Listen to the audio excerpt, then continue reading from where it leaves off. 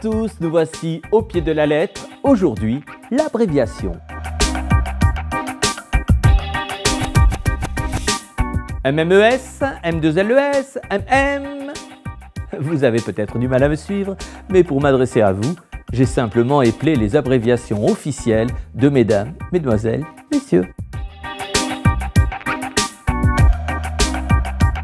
Les abréviations sont suivies d'un point, sauf si la dernière lettre de l'abréviation correspond à la dernière lettre du mot, DR pour docteur, ou s'il s'agit d'unité de mesure, S pour seconde.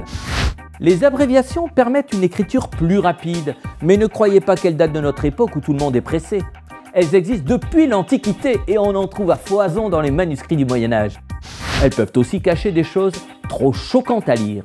Ce principe porte un nom magnifique, réticence de plume. On écrira ainsi « Il nous a pris pour des C » ou « C'est une musique de M ». Sartre a signé une pièce de théâtre intitulée « La paix respectueuse » et Brassens a chanté « Paix de toi », ce qui ne l'empêchait pas de prononcer le mot « putain » à chaque refrain. Il existe plusieurs manières d'abréger. On peut se contenter de l'initiale du mot. N, S, E, O représentent les points cardinaux. P, le mot page. G, le mot gramme s'il est en minuscule. Ou le mot giga s'il est en majuscule. On peut également supprimer les lettres finales. Exemple, le mot exemple justement, que l'on réduit à ex. Ou le mot directeur, ramené à dire. On peut enfin sacrifier des lettres intérieures. BD pour boulevard, CIE pour compagnie. Quelques remarques en passant. On respecte les espaces et les tirets lorsqu'on abrège des mots composés.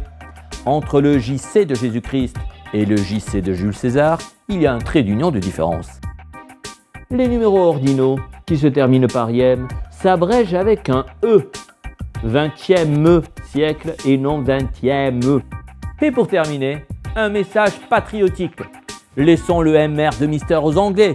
Pour désigner un monsieur, il suffit d'un M. Bon, j'abrège. Au pied de la lettre, c'est terminé. À bientôt.